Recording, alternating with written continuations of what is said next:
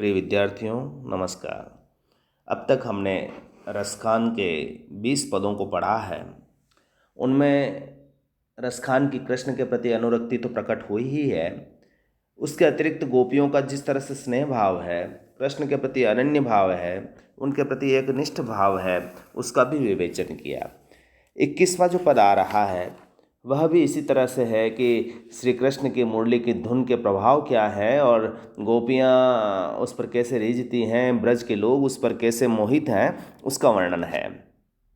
वो कह रही है, जिसमें एक गोपी दूसरी से किसे कह रही है कि कानन दे अंगूरी रही वो जब ही मुरली धुनी मंद बजई है, मोहनी तानन सोरस खानी अटा चढ़ गोदन गई है तू गई है, टेरी कहो सिगरे ब्रज लोगनी काली को कितनो समुझई है, माई रिवा मुख की मुस्कानी समारी न जई है न जई है न जई है। रसखान क्या कह रहे हैं कि एक गोपी अपनी दूसरी सखी से कहती है कि जब श्री कृष्ण की मुरली बजती है तो मैं अपने कानों में अंगुली रख देती हूँ। कानन दे अंगूरी रही वो जब ही मुरली धुनीमंद, वो मीठी मीठी मुस्कान के साथ जब अपनी मुरली बजाते हैं तो मुझे अपने कानों में अंगुली रखनी पड़ती है। उसका कारण क्या है? क्यों कि मोहिनी तानन सोरस खानी, क्योंकि मुरली की तान के प्रभाव से सभी लोग उस पर मोहित हो जाते हैं, तो मेरा भी मोहित हो जाना स्वाभाविक है। और इसी परिणाम स्वरूप हम क्या करते हैं कि जब उसकी मोहिनी तान को सुनते हैं तो अटा चढ़ गोधन गई है तो गई है, लोग अटारियों पर चढ़ जाते हैं और उस समय उस धुन को सुनने के लिए छतों पर चढ़ जाते हैं। ऐसी स्थिति में कोई भी चोर आकर के हमारा गोधन ले जाए तो भले ही ले जाए, उसकी परवाह उन्हें नहीं रहती। यानी उस मुरली का प्रभाव इतना है कि उसकी धुन को सुनने के लोग अटारी पर चले जाते हैं और अटारी पर चलने के बाद नीचे गोधन यदि चोरी भी हो जाए तो लोगों को परवाह नहीं होती। और इसी कारण से मैं उस धुन को यदि सुनूं तो मैं मोहित हुए बिना नहीं रह सकती, और इसी कारण से अपने कानों में उंगलियां दे रखी है। फिर आगे कहते हैं कि टेरी कहू सिगरे ब्रज लोग निकाली कहू कितनो समझई है। ब्रज के समस्त लोग पुकार कर रहे हैं कि कल कोई कितना समझने वाला है, यहाँ ब्रज के लोगों को समझाना व्यर्थ है। टेरी कहे सिगरे ब्रज, पुकार पुकार के लोगों को कहा जा रहा है, लेकिन ये ब्रज के लोग समझते नहीं हैं। माई रिवा मुख की मुस्कानी समारी न जई है न जई है न जई है। हालत क्या है कि हे सखी कि कृष्ण की उस मुस्कान के बारे में क्या बताऊं। उनकी जो मुस्कान है उसका प्रभाव यह है कि हर कोई उससे प्रभावित हो जाता है और हम संभारी ना, हमको उस मुस्कान के प्रभाव के कारण हम अपने आप को संभाल नहीं पाती हैं और कितनी भी कोशिश कर लें हम अपने वश में नहीं रहती। यहाँ पर आपने इस पद में देखा कि कृष्ण की मुरली के धुन का प्रभाव कितना है। जहाँ पर व्यक्ति खींचा चला जाता है, गोपियाँ हों चाहे ब्रज के लोग हों, उन्हें अपने संपत्ति के नष्ट होने की भी परवाह नहीं है, बल्कि वो तो सिर्फ कृष्ण के उस मुरली की तान से प्रभावित हैं। इस मधुर रस में यानी मीठे भाव भंगिमा के साथ जिस तरह से कवि ने कल्पना की है वह बड़ी मोहक है। ब्रज भाषा के साथ भक्ति रस तो है ही, लेकिन उस श्रृंगारिक वर्णन भी बहुत सुंदर हुआ है। प्रसाद गुण में शब्दों की योजना है तो सीधे ही पद आपके हृदय में उतर आता है। सवैया छंद में इसके सुंदर व्यंजना हुई है। अगला जो पद आ रहा है उसमें भी एक गोपी का सोतिया डाह भाव से मोहित है। यानी उसे लगता है कि मुझे जो कृष्ण को मिल जाए उसके लिए मुझे सब कुछ करना पड़े तो मैं कर लूँगी। लेकिन वो एक शिकायत यहाँ करती है कि यदि मुरलीधर मुझे कहेंगे कि ये मुरली अपने होठों पर रखो तो मैं नहीं रखना चाहूँगी। कारण क्यों है? क्योंकि वह उसे मानती है कि यही मुरली है जो हमको बार बार कृष्ण से छीन लेती है, क्योंकि उसका कृष्ण का जो आकर्षण है वो मुरली के प्रति ज़्यादा है। और यहाँ पर श्री कृष्ण के रूप पर गोपियों का जो किस प्रकार मोहित होती है उसका वर्णन है। देखें आप इस पद को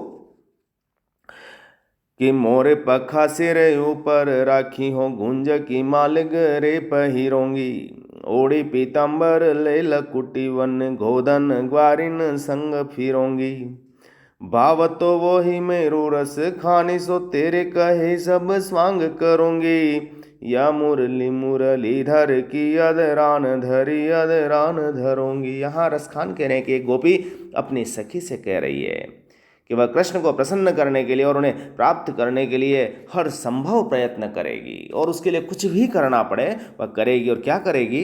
यदि कृष्ण उसे कह दें कि मोर पंखा सिर ऊपर राखी हो, कि यदि मोर पंख को अपने सिर पर रखना पड़े तो जो कृष्ण जैसा मोर पंख रखते हैं मैं उसे अपने सिर पर धारण कर लूँगी। और यदि मुझे गुंज की माल गले पहनूंगी, यदि कृष्ण मेरे गुंजों की माला पहनने से प्रभावित होते हैं, मोहित होते हैं, तो मैं गुंजों की माला को भी गले में पहन लूँगी, उसमें मुझे कोई दिक्कत नहीं है। और यदि कृष्ण चाहते हैं कि ओढ़ी पीताम्बर ओढ़ना पड़े तो मैं पीताम्बर वस्त्र को भी धारण कर सकती हूँ। और यदि वो कहें कि ले लकुटी वन गोधन ग्वालिन संग फिरूंगी, यदि आपको लकुटी लेना पड़े और वन में गायों और ग्वालिनों के साथ भी फिरना पड़े तो मुझे कोई दिक्कत नहीं, मैं उसमें तैयार हूँ। मेरे लिए तो सही वही है कि मैं कृष्ण मुझ पर मुझे जान ले और मुझे समझने की कोशिश करें कि मैं उनके पीछे किस तरह से हूँ। कि भाव तो वही मेरो रस खानी, सो तेरे कहे सब स्वांग करूंगी। और रसखान गोपिकाओं की भावनाओं को व्यक्त करते हुए कह रहे हैं कि वह मेरे लिए मन भावन है। वह सखी दूसरी से कहती है कि मेरे लिए वो मन भावन है, इसलिए उनकी जो इच्छा होगी, उनके जो कहेंगे, उनके कहे अनुसार सभी प्रकार के मैं स्वांग करने को तैयार हूँ। सभी प्रकार के जो भी उनके मन में भाव हैं उनके लिए मैं करने को तैयार हूँ, तत्पर हूँ, किंतु एक काम नहीं करूँगी।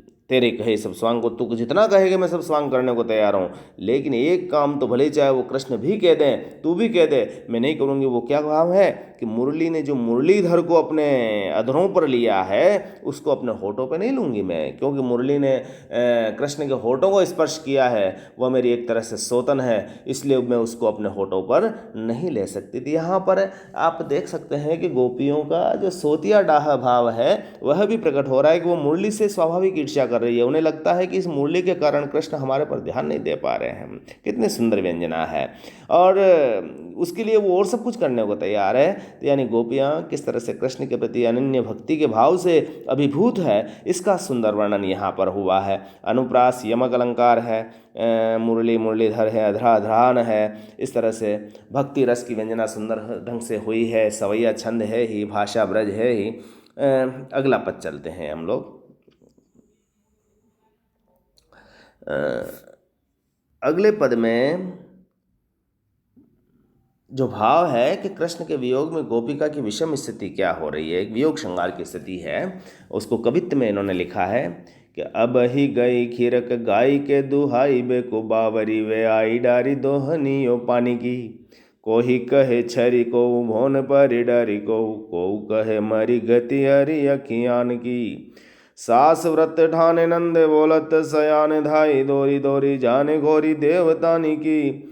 सखी सब हंसे मुर जानी पहचानी कहूँ देखी मुस्कानी हीर रस खानी की। यानी कृष्ण के वियोग में गोपिका की जो विषम स्थिति उसका वर्णन करते हुए कवि कहता है कि कृष्ण के वियोग में उसे गोपिका की स्थिति कैसी हो गई कि वह आत्मविस्मृति की दशा में पहुंच गई है, और उसकी दशा बड़ी सोचनीय है। और इस सोचनीय दशा के कारणों को बताते हुए सखी कह रही है कि हे सखी, अभी अभी मैं गौशाला में गाय का दूध निकालने के लिए गई थी, लेकिन वह अपने हाथ के दूध को पात्र को फेंक करके पागल होकर के वापस आ गई। अब ही गई खिरक गाय के दुहाई को। मैंने उसकी स्थिति देखा कि जब गाय दूहने के लिए वो जा रही थी तो वह क्या हो गई, फिर उसकी विस्मृति वहाँ चली गई कृष्ण के पास, और बावरी है पगला करके आई डोरी दोहनियों पानी की, और वह पगला करके पात्र को फेंक करके वापस आ गई है। यानी कहने का आशय उसका गाय को दूहने में उसका मन नहीं लग रहा है।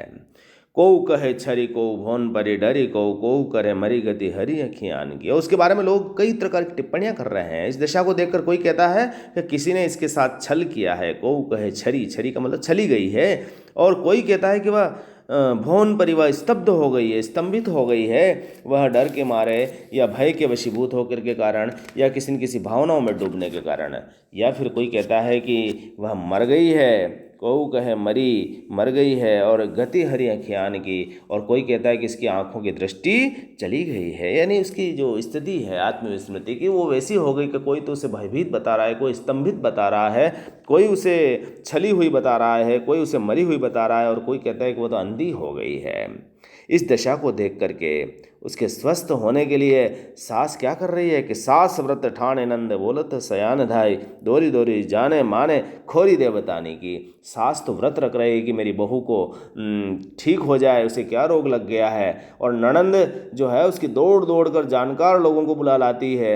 वह जाने माने अर्थात प्रतिष्ठित देवी देवताओं के स्थान पर दौड़ दौड़ कर जाती है कि कहीं तो उसके रोग का पता लगे और वह ठीक हो जाए। सास ने व्रत ले लिया है और ननंद जो है वह जो सयाने लोग हैं, जानकार लोग हैं, उनको बुला कर लाती है कि उसके रोग का पता लगाएं।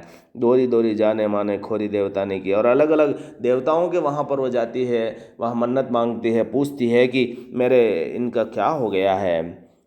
लेकिन सारी सखियाँ उसकी मूर्छा के कारणों को जानती है। सारी सखी सब हासे मुरझानी पहचानी कहूँ, देखी मुस्कानी वाहिर रस खाने की। सारी सखियाँ उसकी मूर्छा के कारणों को पहचानती है। वो हंसती है कि कहीं इसने अहीर कृष्ण की मुस्कान को तो नहीं देखा होगा, अर्थात जिसने कृष्ण की मुस्कान देख ली होगी तो उसकी यही दशा होनी है। देखी मुस्कानी वाह, कहीं यानी यही जो दशा हो रही है उस कृष्ण की मुस्कान के कारण हो रही है, जिससे वह उसके वश में आ गई है, उस पर मोहित हो गई और इसकी ये स्थिति हो गई है। तो कृष्ण की वियोग में गोपिका की जो विषम स्थिति है वह कितनी मार्मिक ढंग से व्यक्त ही है। कवि ने कितनी स्वाभाविक व्यंजना की है, इससे पता लगता है कि वह किस तरह से श्रृंगारिक चेष्टाओं को अत्यंत गहराई से व्यंजित कर सकते हैं। यहाँ पर कवित्व छंद है, प्रसाद गुण के साथ भक्ति रस है और ब्रज भाषा का प्रयोग है। 24वां पद।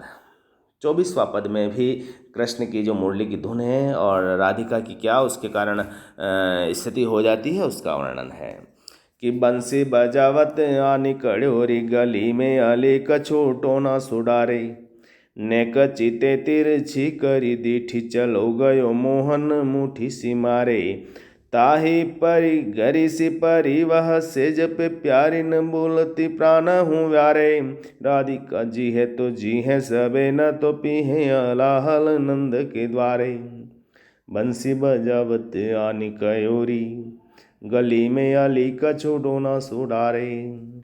रसखान कृष्ण की मुरली के प्रभाव का वर्णन करते हुए कहते हैं कि उसका प्रभाव कैसा है, तो उसका एक सखी दूसरी से कह रही है कि श्री कृष्ण ने बंशी बजाकर हमको घरों से बाहर निकाल लिया। और इस प्रकार उनका जो व्यवहार ऐसा लगता है कि जैसे किसी ने हमारे पर जादू सा डाल दिया हो। बंसी बजावत आनी कयोरी, जिस समय वो बंसी बजाते हुए हमारी गली से निकला तो ऐसा लगा कि हम पर किसने जादू कर दिया हो। और उसने क्या किया, नेक चिते तिरछी करी दीटी, और उन्होंने अपनी दृष्टि को तिरछा करके देखा और उसका प्रभाव ऐसा लगा कि मानो मोहन ने कृष्ण ने हम पर मूठ मार कर चले गए हों। चलो गयो मोहन मूठ, यानी एक कटाक्ष भरी दृष्टि से हमारी ओर देखा तो ऐसा लगा कि मूठ को मार दिया हो। मूठ एक प्रकार से वशीभूत करने का मंत्र माना जाता है, जिसमें सामने वाले को वशीभूत कर दिया। तो यहाँ पर कृष्ण की जो कटाक्ष भरी दृष्टि है वह ऐसा लगता है कि जैसे उसने मूठ मार दी हो, अभिमंत्रित कर दिया हो। और जब गली में वो बंसी बजाता है तो हमारे पर जादुई प्रभाव होता है और हम उसके वशीभूत हो जाते हैं। और उसका परिणाम क्या हुआ कि ताही गरी सी परी वह सेज पे प्यारी, न बोलती प्राण हूँ मारे। और उसी समय से वह सखी जो हमारी है राधिका है, वह सेज पर पड़ी हुई है, प्यारी है वह, लेकिन बोलती नहीं है। हमारी प्यारी सखी अभी कुछ बोल नहीं रही है और उसके प्राण कृष्ण पर उसने न्योछावर कर दिए हैं। अब वह उसी के वशीभूत हैं, इसके अलावा और कोई रास्ता नहीं है। और इसीलिए वह सखी कहती है कि राधिका जी है तो जी हैं सबे, न तो पीहें हलाहल नंद। अब यदि मोहन के प्रभाव में, कृष्ण के प्रभाव में राधिका की यह दशा हो गई है और यदि वह नहीं जीती है, उसका जीवन नहीं रहता है, तो हम सभी भी नंद के द्वार पर जाकर के विष पी लेंगी। क्योंकि ये जो दशा राधिका की है, यह सिर्फ और सिर्फ किसने की है, कृष्ण ने की है। तो कृष्ण की मुरली की धुन के प्रभाव और राधिका की विषम स्थिति का बड़ा सुंदर वर्णन हुआ है। और क्या कृष्ण की मोहक छवि है, कैसी उनकी दृष्टि है, किस प्रकार से वह दूसरों को मोहित करते हैं, उसकी सुंदर व्यंजना यहाँ पर है। अंतिम पद हम देखेंगे इसमें, जिसमें गोपियों की जो मनोदशा है और किस तरह से वह उद्धव को जवाब दे रही है कि योग मार्ग की साधना का जो उपदेश है उसमें क्या हालत होती है हमारी और हम उसको कैसे स्वीकार करें। तो यहाँ है कि लाज को लेप चढ़ाई के, अंग पर ची सब सीख को मंत्र सुनाई के, गाढ़ रूहे वे ब्रज लोक थक्यो करी, औषधि वासुक सोहि दिवाई के। ऊदो सो को रस कानी कहे, जिन चित्त धर्यो तुम एते उपाय के, कार्य बिसारे को चाहे उतार्यो, अरे विष बावर रख लगाई के। लाज को लेप चढ़ाई के, अंग पर ची सब सीख को मंत्र सुनाई के।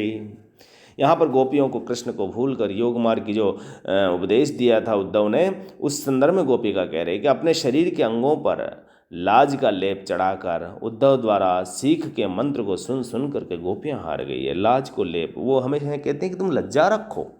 हम कैसे लज्जा रख सकते हैं कृष्ण से।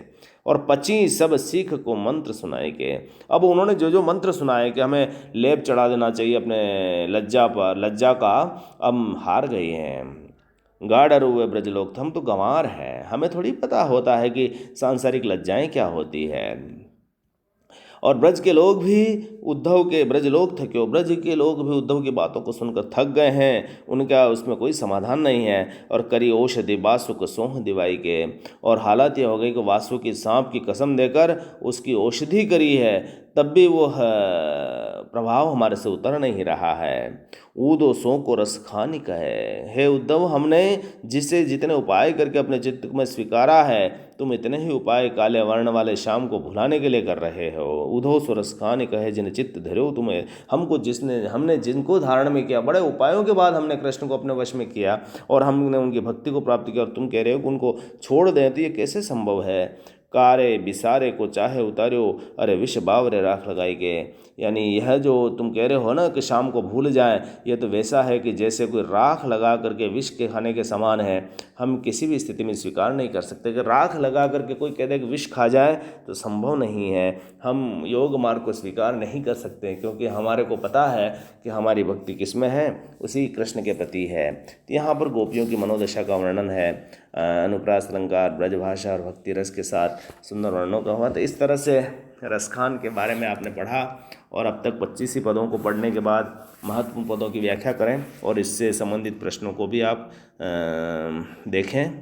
आगे से अगले कालांश में मैं आपको इससे संबंधित प्रश्नावली और कुछ महत्वपूर्ण प्रश्नोत्तर आपके सामने रखूँगा, जिनको आप हल करने की कोशिश करेंगे। बहुत बहुत धन्यवाद।